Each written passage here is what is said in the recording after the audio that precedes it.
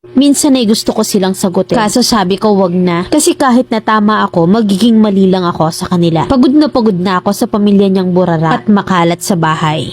26 na ako at meron akong 2 anak na babae. Isang 3 taong kulang at ang isa naman ay 2 taon. 28 na yung kalivin ko at 6 years na kaming nagsasama. Gusto ko na sana siyang hiwalayan kaso hindi ko alam kung paano ko bubuhayin ang mga anak ko. Meron kasi akong scoliosis kaya hindi pantay ang likod ko. Hindi ko naman alam kung matatanggap ba ako sa trabaho. Gusto ko mang umuwi sa mama ko pero may sarili na rin kasi siyang pamilya. Meron siyang 4 na anak at ayoko namang makipagsiksikan pa doon. Kasi nagkukulang din naman yung sinasahod ng bago niyang asawa. Yung tatay ko naman nasa Amerika pero may sariling pamilya na rin. Lumaki ako sa broken family kaya wala akong ibang masasandalan. Lalo na kapag sobrang down na ako. Simulat sa pool ay puro sumbat ang ka-live-in partner ko sa akin. Pati mga magulang niya sinusumbatan din ako. Na pati magulang ko sinusumbatan din nila na wala daw ginastos kahit na piso sa panganganak ko sa panganay. At pati na rin sa bunso ko. At sa loob ng 6 na taon na pagtira ko sa kanila ay ginawa nila akong katulong. Pagising ko pa lang sa umaga agad kong kukunin ng walis para maglinis sa loob ng bahay nila. Naglalaba ako ng damit nila na halos 3 times a day. Pati kasi mga uniform ng anak nila ako rin yung naglalaba. Yung mama ng ka-live-in ko naalis ng bahay ng 8:30 AM. Araw-araw kasi siyang nagsusugal. Inuumaga pa nga minsan. Ang tatay naman niya araw-araw umiinom ng alak. Both parents niya ay may bisyo. Yung ka-live-in ko naman ay napipilitan lang mag-work para may pambili ng gatas at diaper pati rin ang food nila. Kaso puro sumbat sa akin yung mga ginagastos niya na wala man lang daw akong may ambag. Nakakasakit lang ng damdamin yung ganun kasi ako naman yung halos lahat ang kumikilos sa bahay. Ni pag-ihinga nila sa CR hindi nila mabuhusan. Yung mga balat na pinagkainan nila kagaya ng mga chichirya sa ilalim lang ng kama nila nilalagay. Yung hindi man lang mamaitapon sa basurahan. Siguro kasi alam nila na kinaumagahan ay wawalisin ko rin yon. Isang araw ay umalis sila, pumunta sila ng palengke. Nakalimutan nilang isara yung kwarto nila. Nung nakita kong nakabukas ay agad-agad ko namang sinara. Baka lang kasi merong mawala sa akin pa masisi. Kinabukasan ngay nagulat na lang ako nang humahagulgol ng iyak yung mama ng ka-live-in ko. Na kesyo, nawawalan daw siya ng 5K. Agad naman akong kinabahan. Kasi nga one time naiwan nilang bukas yung pinto nila. Alam ko na matike ako yung pagbibintangan kasi ako lang naman yung nasa bahay noon. Maliban sa 2 kong anak. Wala din yung ka-live-in ko kasi pumasok sa trabaho. Ako yung pinaparinggan nila na kumuha nung sinasabi nilang nawawalang 5K. Sa totoo lang wala naman talaga akong kinukuha. Ni ulam nga sa ref. Kahit nga kape, pati shampoo, etc. mga gamit nila hindi ko pinakikilaman. Tapos pagbibintangan nila ako sa nawawalang 5K. Sobrang iyak na ako noon. Talagang pinipilit ko na wala akong kinuha. Pero pinipilit ako ng mama niya na ako lang daw yung tao sa bahay. At imposible daw na hindi ako yung kumuha. After ilang oras sa diskusyon na sinasabi nilang nawawalang pera, yung mama ng ka-live-in ko rin naman pala yung may mali. Mali daw yung pagkakakompute niya kaya akala daw niya ay may nawawalang 5K. Humingi siya ng sorry pero siya pa yung galit. Soft-hearted kasi akong tao. Ako yung taong tahimik lang talaga as in yung tipong iiyak ko na lang yung mga problema. Grabe yung hiya ko noon nung pinagbintangan ako. Gusto ko man siyang sagutin kaso umiral sa akin na wag na. Kasi kahit tama ako, alam kong magiging mali lang ako sa kanila. Lahat na lang kasi nang nawawala sa kanila ay sa akin nila hinahanap. Sana makalis na yung ka-live-in ko next year. Sana pala rin siya papuntang Italy para makapagpagawa na kami ng sariling bahay para sa mga anak niya. Pagod na ako mamilin sa pamilya niya ng mga burara at makalat sa bahay. Letter sender, Keisha ng Pampanga.